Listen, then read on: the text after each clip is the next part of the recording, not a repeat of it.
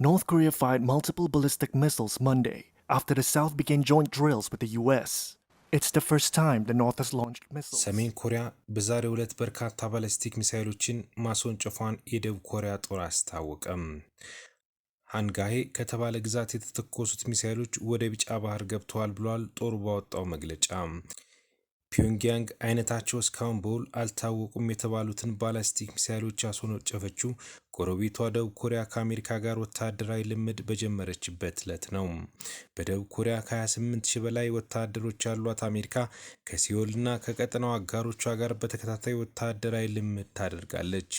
ዋሽንግተን ልምምዶችን የመከላከል ባህሪ ያላቸው ናቸው ብትልም ፒዮንግያንግ ግን የወረራ ዝግጅት ነው በሚል ሚሳኤሎችን በመተኮስ ቁጣዋን ገልጻለች። ዛሬ የተጀመረው የነጻነት ጋሻ በሚል ስያሜ የተሰጠው ዓመታዊ ወታደራዊ ልምድ ለ10 ቀናት የሚቀጥል ሲሆን ከ19,000 በላይ ወታደሮች ይሳተፉበታል።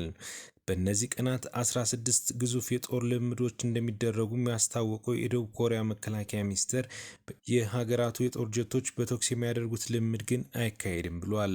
የደቡብ ኮሪያ አየር ኃይል አውሮፕላኖችን ከሰሞኑ ከአሜሪካ አቻዎቻቸው ጋር ልምድ ሲያደርጉ በሰሜን ኮሪያ ድንበር በሚገኝ መንደር ላይ በስህተት 8 ቦምቦችን በመወርወራቸው 31 ሰዎች መቁሰላቸውም ይታወሳል።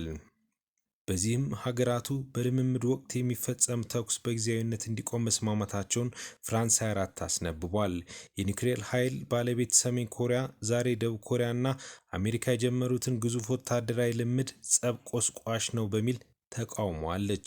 የሀገራቱ የውጭ ጉዳይ ሚኒስቴር ባወጣው መግለጫ ልምምዱ በኮሪያ ልሳነ ምድር ያለውን ውጥረት ወደ ከፋ ደረጃ የሚያስገባ ነው፣ በአንድ ድንገተኛ ተኩስ ወደ ጦርነት ልንገባ እንችላለን ማለቱን የሀገሪቱ ብሔራዊ ቴሌቪዥን ጣቢያ KCNA ዘግቧል።